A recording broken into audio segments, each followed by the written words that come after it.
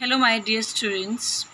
In this video I am going to cover chapter 7 P block elements and from this chapter 10 marks MCQ will be there in term 1. So आइए let us understand. सबसे पहली बात कि आपको पता होना चाहिए P block elements में कौन कौन से ग्रुप के एलिमेंट्स आते हैं. So in P block elements the groups 13 to 18 13, 14, 15, 16, 17, 18 ये जो ग्रुप्स होते हैं 13 to 18 ये आपके पी ब्लॉक में आते हैं.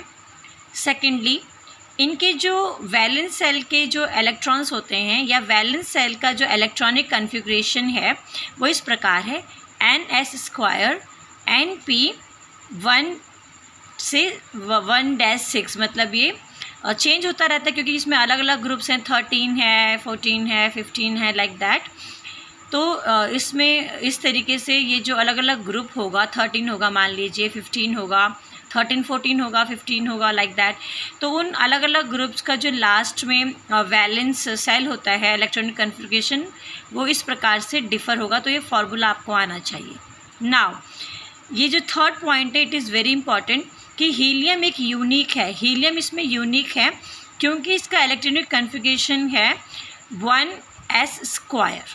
तो ये आपको लर्न करना है. Very important third point. Now what is enthalpy. आप ये चैप्टर पढ़ेंगे एनसीईआरटी की बुक से तो आपको इसमें आयनाइजेशन एंथैल्पी वर्ड मिलेगा. सो एंथैल्पी एक्चुअली क्या होता है. एंथैल्पी होता है जो इंटरनल एनर्जी होती है कंपाउंड में और ये जो इसमें प्रेशर होता है वॉल्यूम होता है. सो आपका जो एंथैल्पी होता है this is the product of internal energy pressure and volume. So H is equal to E plus PV. So this is the formula of enthalpy. आप इसको इस तरीके से समझिए. तो जो इंटरनल एनर्जी होती है कंपाउंड में वो जो होता है वो वहाँ की जो आपका H है जो आपकी एंथैल्पी है वो आपकी internal energy E plus pressure and volume इन सब का सम टोटल होता है. नाउ ग्रुप 15 में हमारे कौन से आते हैं कौन से मेंबर हैं इसके. Nitrogen phosphorus arsenic antimony and bismuth. But हम इसको कैसे याद करेंगे तो आप एक की सेंटेंस याद करो. निफो अरसे से अंटी बिस से मिथुन की बात कर रही है. निफो किसी लड़की का नाम है. निफो अरसे से मतलब बहुत समय से अंटी बिस से मिथुन की बात कर रही है. सो निफो में नी आपका नाइट्रोजन फो आपका फॉस्फोरस अरसे में आपका आर्सेनिक अंटी से आपका एंटीमनी और बिस मिथुन है तो आप इसको बिस्मथ कीजिए. इस प्रकार से इसकी सेंटेंस से आप ग्रुप 15 के मेंबर्स का नाम लर्न कर सकते हैं. Now as you know that nitrogen is present in 78% in atmosphere. ये तो हमें कॉमन है सब लोगों को पता होता है थर्ड क्लास से स्टार्ट हो रहा है. लेकिन सबसे बड़ी बात जो आप लोगों के लिए है वो ये है कि nitrogen exist in die nitrogen form. N2 के फॉर्म में ये प्रेजेंट होती है एटमॉस्फेयर में और इवन सॉइल में भी जिसको कि प्लांट्स डायरेक्टली यूज़ नहीं कर सकते. तो आपके लिए ये जानना ज़रूरी है कि जो नाइट्रोजन है वो प्रेजेंट किस फॉर्म में है. डाई नाइट्रोजन की फॉर्म में है N2 के फॉर्म में है. और ये जो डाई नाइट्रोजन ये क्या होता है. A compound found as protein in plants and animals. तो एज अ प्रोटीन ये प्लांट्स और एनिमल्स में मिलता है. एंड हम बात कर रहे हैं सॉरी मैं आपको बताना चाहती हूँ एक चिली सॉल्टपीटर जो है ये सोडियम नाइट्रेट का नाम है. और ये क्या होता है चिली सॉल्टपीटर क्या होता है. सोडियम नाइट्रेट का जो ये नाम है ये एक ऐसा कंपाउंड है जो कि प्रोटीन फॉर्म में अवेलेबल होता है प्लांट्स और एनिमल्स में और इसको हम फूड को प्रिजर्व करने के लिए भी यूज़ करते हैं. तो ये जो आपका पॉइंट है this is also very important. So आप इसको बहुत ध्यान पे रखिएगा. आपको पूछा जा सकता है what is the compound which is found as a protein in plants and animals and it is also used to preserve food. So then it's Chile saltpetre and इसका केमिकल नेम है सोडियम नाइट्रेट. 8 पॉइंट देखिए students. Apatite family क्या होता है.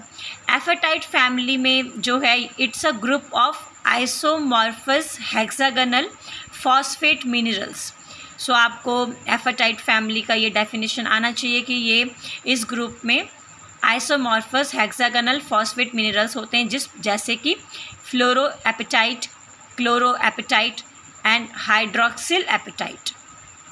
और ये जो हैं इसको हम यूज़ करते हैं फर्टिलाइज़र्स के लिए। एपेटाइट जो है, एपेटाइट में फॉस्फोरस बहुत ज़्यादा मात्रा में मिलता है और एपेटाइट को इसीलिए हम फर्टिलाइज़र्स में भी यूज़ करते हैं। Now if we talk about group 15 members, तो इनका इलेक्ट्रॉनिक कन्फिगरेशन होता है NS² NP3, NS² NP3। So atomic और आयनिक रेडियस जो इनकी होती हैं ये इंक्रीज डाउन द ग्रुप। जैसे जैसे हम ग्रुप में नीचे की तरफ जाएंगे इनका एटॉमिक जो रेडियस है वो इंक्रीज हो रहा है ना, इनका एटॉमिक रेडियस जो है वो बढ़ता है। आयनाइजेशन एंथैल्पी, ये आप बुक में ये टर्म आएगा। आयनाइजेशन एंथैल्पी क्या होता है? The amount of energy an atom needs to lose electron in ground state. So कोई भी कंपाउंड है उसको अपने लास्ट वैलेंस सेल से, ग्राउंड स्टेट से कुछ एटम्स को लूज़ करना होता है, तो उसमें जो एनर्जी लगेगी उसको हम कहते हैं आयनाइजेशन एंथैल्पी। सो आयनाइजेशन एंथैल्पी जो है ये भी डिक्रीज़ होता है डाउन द ग्रुप। और ये डिक्रीज़ क्यों हो रहा है? देखो आयनाइजेशन एंथैल्पी में क्या है, वो एनर्जी है जो कि हमें जो लूज़ आपके जो इलेक्ट्रॉन्स वगैरह होते हैं उनको मतलब हटाने के लिए अंदर से वैलेंस सेल से हमें वो एनर्जी चाहिए होती है। अब ये जो एनर्जी है ये डिक्रीज़ हो रही है डाउन द ग्रुप क्योंकि एटॉमिक साइज़ बढ़ रहा है। एटॉमिक साइज़ बढ़ रहा है तभी आपका आयनाइजेशन एंथैल्पी डिक्रीज़ हो रहा है।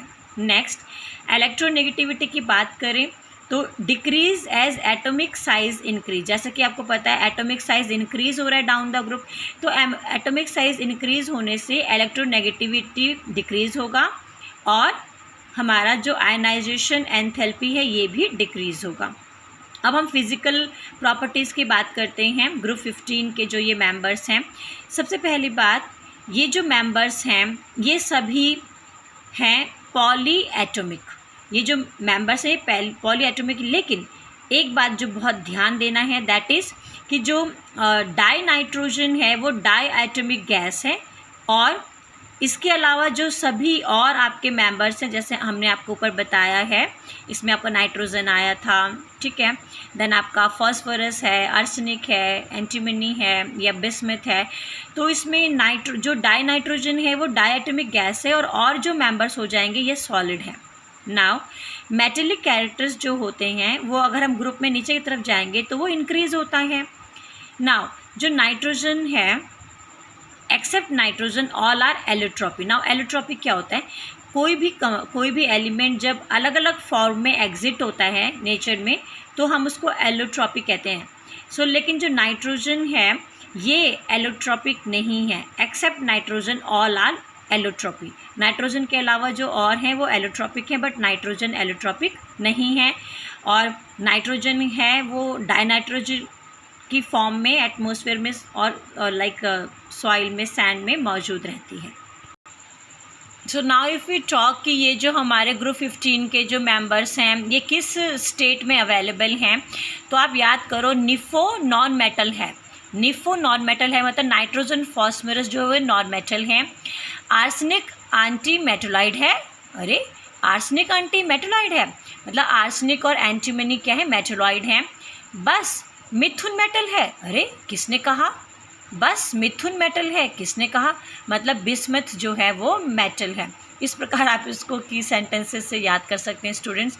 Now we talk about the chemical properties. सबसे पहली बात जो है वो ऑक्सीडेशन स्टेट जो इनमें पाया जाएगा वो -3 +3 एंड +5 अवेलेबल होता है इनमें। नाउ -3 जो ऑक्सीडेशन स्टेट है ये डिक्रीज़ होता रहता है जैसा कि मैंने आपको बताया क्योंकि एटॉमिक साइज़ इंक्रीज़ हो रहा है।